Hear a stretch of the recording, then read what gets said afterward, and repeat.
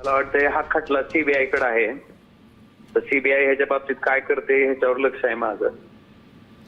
कुठे त्रुटी राहिल्या असं वाटतं तपासामध्ये? सीबीआय कडून त्रुटी राहिल्या? निश्चितपणे आपण जर बघितलं, पहिल्यांदा हा तपास महाराष्ट्र पोलिसांकडे होता आणि महाराष्ट्र पोलिसांवर या प्रकरणाचा तपास करूच नाही म्हणून दबाव होता.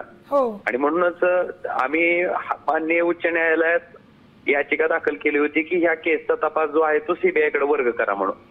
मला वाटतं ह्याला जवळपास 3 वर्षाचा कालावधी त्या ठिकाणी गेला. महाराष्ट्र पोलिसांवर दबाव होता ही वस्तुस्थिती आहे ना.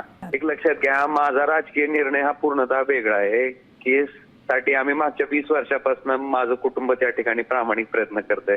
मला वाटतं तो आमच्यासाठी आयुष्यातला सगळ्यात मोठा निर्णय होता.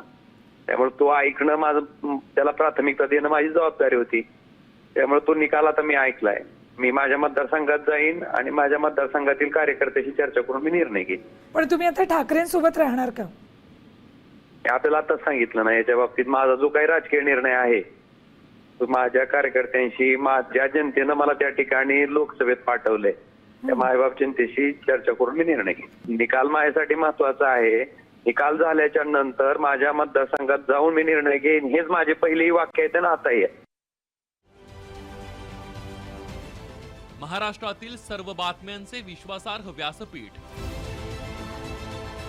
सकाळच्या सर्व सोशल मीडिया प्लॅटफॉर्मला लाईक, फॉलो आणि सबस्क्राईब करा.